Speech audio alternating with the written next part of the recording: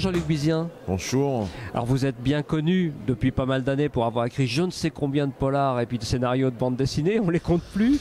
Et puis là récemment avec cette trilogie des ténèbres, et vous me racontiez tout à l'heure avant le début de cette interview une histoire assez incroyable, que c'était un one-shot au départ. Oui, au départ je m'étais passionné pour la Corée du Nord. Le challenge consistait à inventer une histoire policière dans le pays le plus fliqué du monde.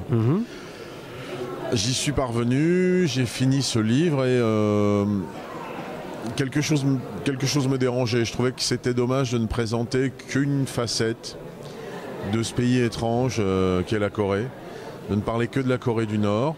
Je me suis donc documenté et j'ai proposé à l'éditeur une suite.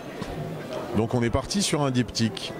Et donc le deuxième tome, La Frontière, se déroule à la fois en Corée du Sud et en Corée du Nord. J'étais relativement content d'avoir pu faire le tour de la question.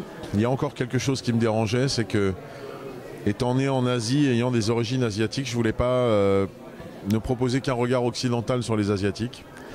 Et donc je me suis dépêché de clôturer ce qui est devenu finalement une trilogie, en invitant certains de mes personnages coréens du Nord à New York, de façon à inverser les rôles, inverser le point de vue de la caméra et proposer une autre histoire. Donc voilà. Là on a les trois, l'affaire est entendue, je veux dire, c'est clôturé on va dire. Ou alors il y a peut-être encore une possibilité d'ouverture pour un quatrième. Alors ce ne sera pas une tétralogie, je suis en train de travailler sur un quatrième tome avec certains des personnages. Ah oui.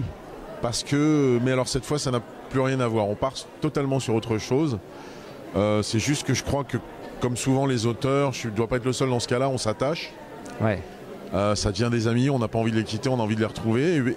Et pour peu que le sujet s'y prête, pour peu qu'on trouve un angle, une histoire assez forte, ouais, on a envie de les inviter à table. Voilà. J'ai vraiment envie de ça. Ouais.